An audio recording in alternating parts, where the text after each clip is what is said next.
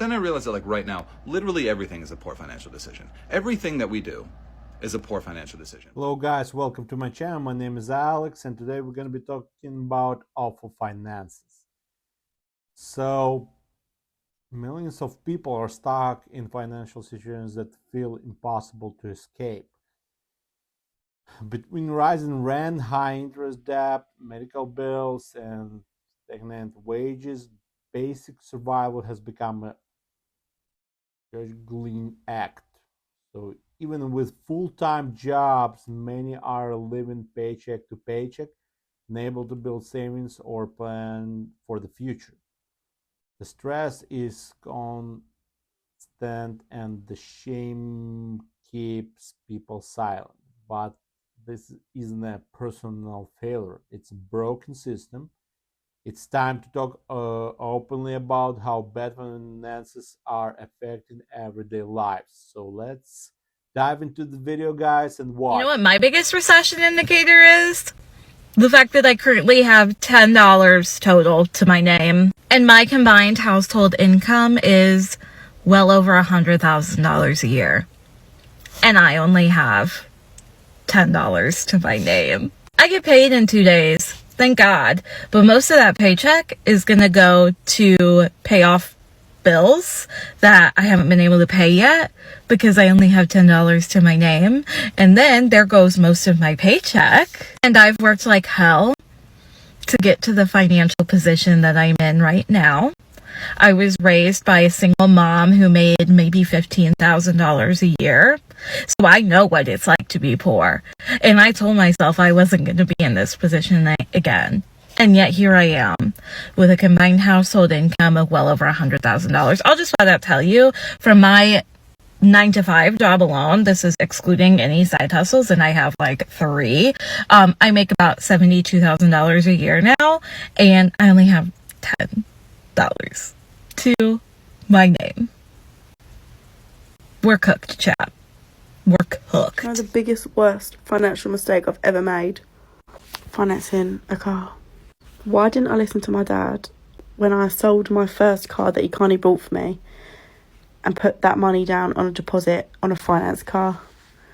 He literally said, "You're more or less stuck now, unless you want to pay like a balloon payment at the end, which is like $7,000. Why did I do it? Because the irony is, that particular car got written off. Then, silly me, got this huge insurance payout and put that money down on an even more expensive car. But only me can pay their monthly payments back on my salary. I don't have a salary right now because I'm on maternity leave, which means a huge chunk of money of my maternity pay is going on a car that just sits and runs me to and from Morrison's or to my mum and dad's. And it's not even a brand new car, it's a 2018 plate, but it's costing me an absolute fortune. And I'm just so pissed off with myself. Here I am, literally, I emailed them on Monday to see if they could get me a cheaper car. Because as I've gotten older, I've realised that actually, who cares if you haven't got a flash car? I'm 23 years old, I don't need a flash car. The worst part is I literally look back and the insurance payout that I got could have been like a 5% house deposit. But here we are renting. Honestly, I wish that my dad could control my bank account. It actually makes me feel sick. I could be in such a different position right now. Thank God I paid extra for gap insurance, because it literally paid off my finance for the car that got written off, and then I just got the remaining lump sum back. And I still look at it now and I'm like, why? Why did I use that money to get another car on finance, an expensive car on finance? I literally could have put money down on a house, on a 5% deposit. Don't get me wrong, it's not a massive deposit, but it's still a deposit. Now I literally spunked it up the wall. Anyone else feel me? Because it's just What's fucking Liberation pathetic? Day will be the first domino in the worst economic collapse we've ever seen. Save this video because in 12 months, it'll either be one to make fun of me for or one to say, man, he got it. And I think it's going to be the got it side. And here are 3 reasons why. 1, we owe too much money. 2, we've printed too much money. And 3, people are going to move their money. Hedge funds, private equities, BlackRocks of the world have been leveraging money. What does that mean? It means they're taking out debt to buy things. U.S. Treasury market alone, which you don't have to get into right now, they're leveraged 50 to 1. That means for every $50 that they're investing into treasuries, only one of them is actually their money. The other 49 are borrowed. Leveraged buyouts. This is when they go and buy up companies, 8 to 12 sometimes at a time in one fund. They raise up all the money, they buy the companies, and then as rates go up, guess who has to pay those bills? Not them. It's the businesses, the Michaels, the Toys R Us, the companies we've seen fall flat, Hooters.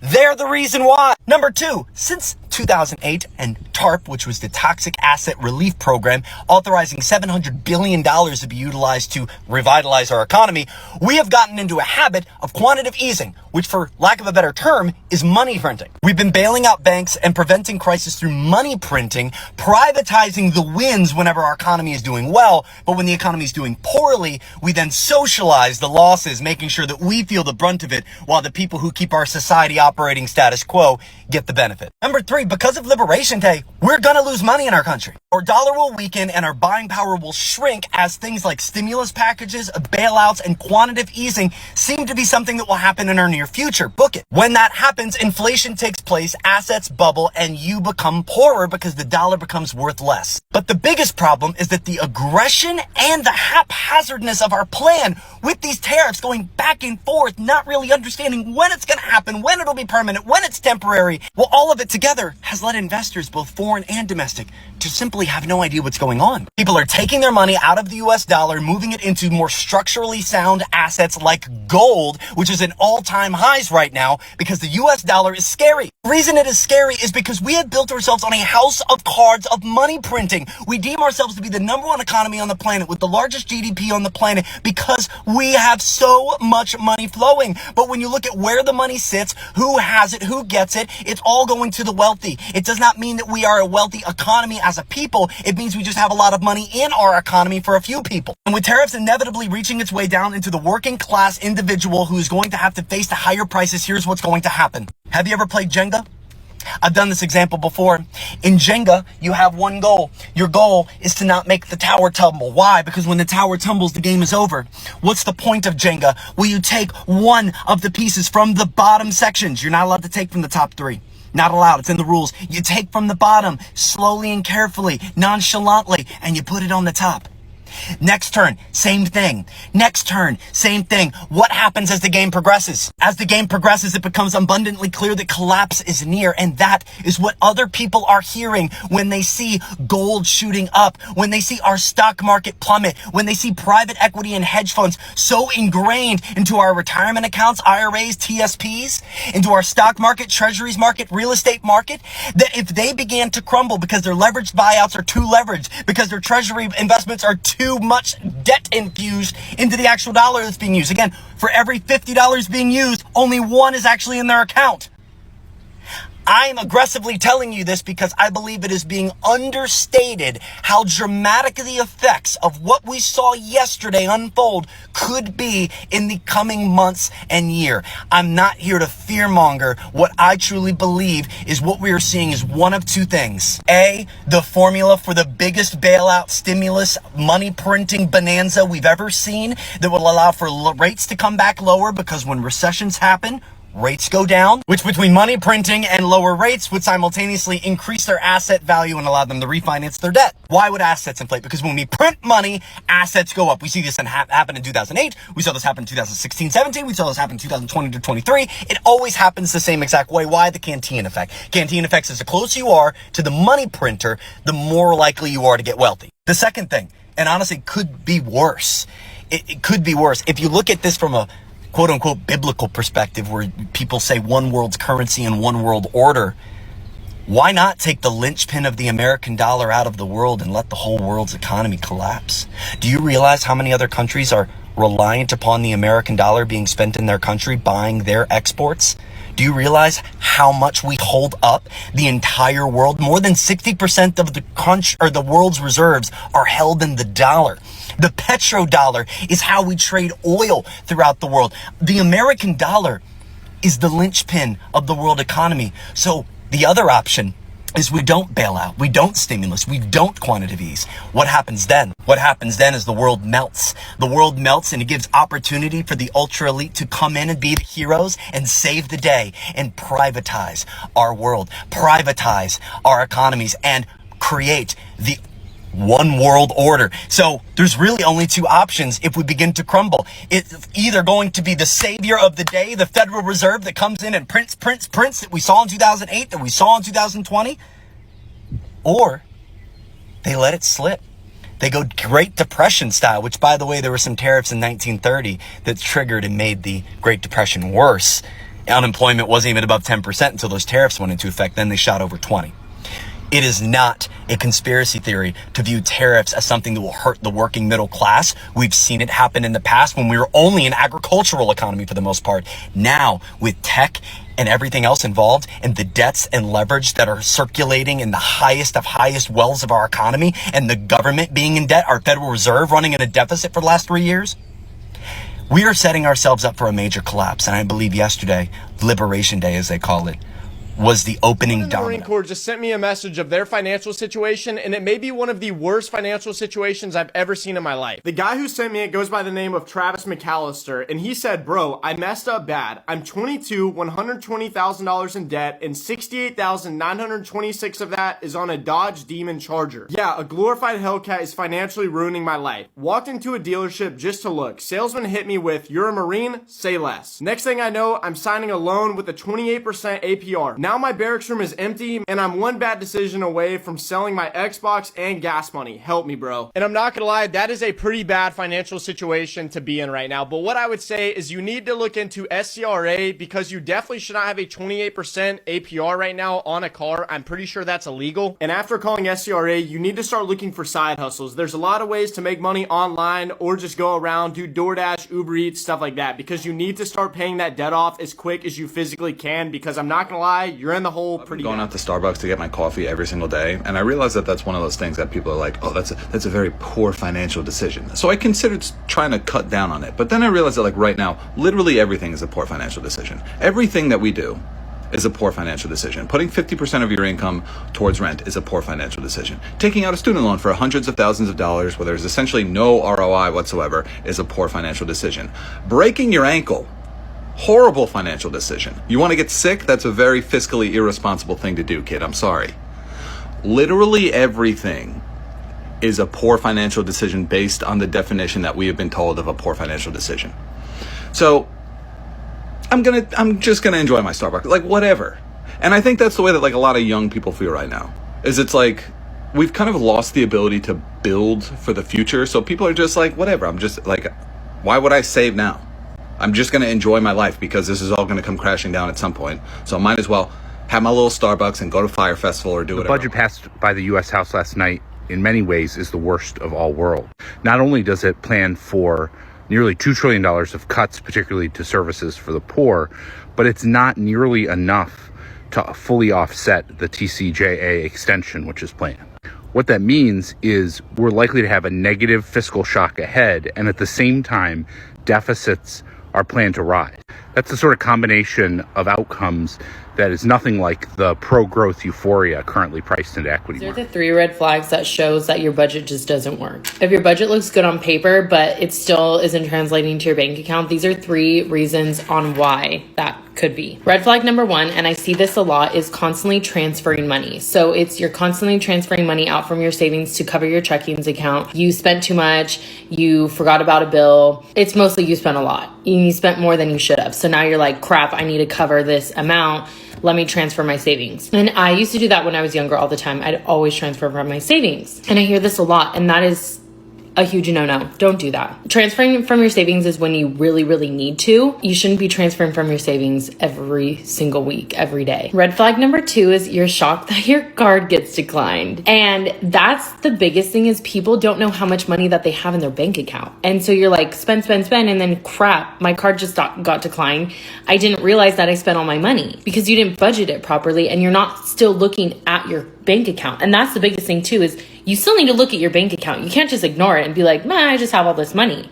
Money goes quick, let me tell you. And red flag number 3 is you dread looking at your bank account because you know that you've done something wrong within your budget. I always say a good budget is peace of mind. It means that you don't really stress too much about it. You know that how much money you have, you know where your money is, you know how it's going in and out, all of that. And you shouldn't have like surprise expenses every single week. You shouldn't be surprised by things. You should always have a plan for it, know where every dollar is going, and these things shouldn't be happening. So this is a sign that you should probably change your budget, because it's just not working out. Thank you for your likes, guys, and let's continue watching the videos. I do The only thing that makes me want to live beyond my means here in New York City is a nice apartment. And by that, I mean, I just want to have a dishwasher and laundry. And honestly, that is a very depressing fact. So I'm curious, what is the worst financial advice you have ever heard? Mine is gotta be that you're always gonna have a car payment. That one drives me insane. So what's the worst piece of advice that you've heard? I want to hear about it. Currently, I do have some credit card debt. I have a little bit of student loans left. I am married. My wife has a little bit of student loan debt too. But basically, this year we've had a lot of trouble with cash flow. The culprit of it is, our rent's $1,700 a month right now, and there were times. Hold on, Logan. Yeah. Not the culprit. Yes. Not the culprit. I'm listening to you talk, and you have very distant language from reality. Here's what I mean by that. We had some trouble with cash flow. No. Y'all didn't make enough money and you spent too much. The main culprit is the rent. It's not. The main culprit is we have chosen to make 38 and 48 and not work 1 job, 2 job, 3 jobs. We've chosen to live in a city. It's such a disaster, and people don't understand that we've been in a 50-year bull market besides one correction in 2008. Listings in Florida and Texas and Arizona are at all-time highs. Nobody is buying. When you're looking at the average house price, there's no liquidity there. It's not like houses are turning over at those prices anymore. The true value of housing should be marked down 20% at least. New York, California, some of the most resilient real estate markets are doing fine, not commercially, residentially. They're doing fine. But I think that could change too. Yes, there's not a lot of housing available, but if the economy rolls over, do you really think that is going to continue to appreciate? Maybe. Those are the markets where I would say, fine, you can buy a house. Anywhere else, forget it. I'm looking for a new place to rent in Santa Barbara, $40,000 a year, but the value on Zillow says it's $1.1 million. It would take 30 years to recoup $40,000 per year to make that money back. Like, you might as well buy a treasury bond that will return greater. And that's not saying like, yes, rent prices can go up. The rent is too damn high already, okay? The rent could easily go down. If you are new to investing, you have your first $100,000 and you're like, well, I've heard that real estate's a great cash flowing opportunity. Forget it. There are people that have levered up, bought 100 units, 1,000 units, and they're going to go under. When that happens, then you can buy a house. Until then, the S&P returns 10% per year, and you don't have to pay mortgage taxes. You don't have to pay maintenance. You don't have to deal with a headache. Just give it to the 500 biggest companies in the US and you'll be... Service-based industries have the easiest cash flow. Change my mind. Here are 3 business types that suffer the worst for cash flow. First one is restaurants and cafes. So imagine having to pay for a lease, your members of staff, and your food and your drink ahead of a service. You're then not going to get paid for that thing until someone sat down, eaten the food, and left. Second one that's bad for cash flow is a product-based business like mine. This is bad because you have to buy everything individually up front. So I have to buy empty cans, which then get filled with juice, which then get seamed and then get shipped to us. So we have to pay for everything at the point of order. We then ship it to our customers who get to take the product and they pay for it in 30 or 45 days, sometimes even up to 60. So we're carrying the gap from when these are manufactured all the way through to 60 days after our customers have sold the product. What a nightmare.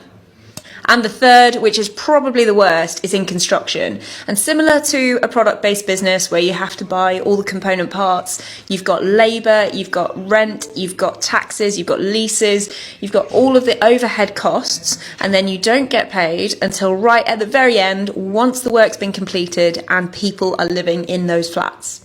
And so the reason I say that a service-based industry is the best for cash flow is that you get those invoices, and even if they're not paid for like 30 days, you can use something called invoice financing, which pays those invoices upfront for a small fee. If you think invoice financing is right for your business, and this also works for product-based businesses like mine, then check out the link in my bio where there's a little bit of advice from Swoop. I like to look into where the government is spending money so I can find the publicly traded companies that are most likely to gain a profit from that and then invest in them. It's a great strategy, or it has been for me. I was able to buy this house. Please keep in mind, I am an amateur. I don't know what I'm talking about. I'm just some dumb bitch on the internet that likes to research things. I'm autistic. My dad just like set me down when I was very young with a notepad and a pen and was like, count how many times Robert De Niro lights a cigarette in Casino. So that's where all this comes from. So I started out looking into shipbuilding because apparently we're spending $32 billion on the Coast Guard to build different types of cutters, helicopters, and unmanned aerial vehicles. So I'll go ahead and give you the list of all of those companies. Some of them will overlap with the list that I gave yesterday for aerospace, but you know, like, does that mean you should buy twice as many? I don't know. You make those decisions. So besides that, I also saw that this administration, as well as the last one, and especially the last one, have been trying to convince companies to either build semiconductor factories here in the United States or ramp up what they're already doing. So I'll go ahead and give you the tickers for those as well. I do have additional videos in my profile if you want to look on how to start trading, like how to actually set up the accounts, and if you want to use ChatGPT, I've got like some examples on how to do that as well. Like I said, I bought this house doing this last time. I'm just bored and I want to build low-income housing in my neighborhood.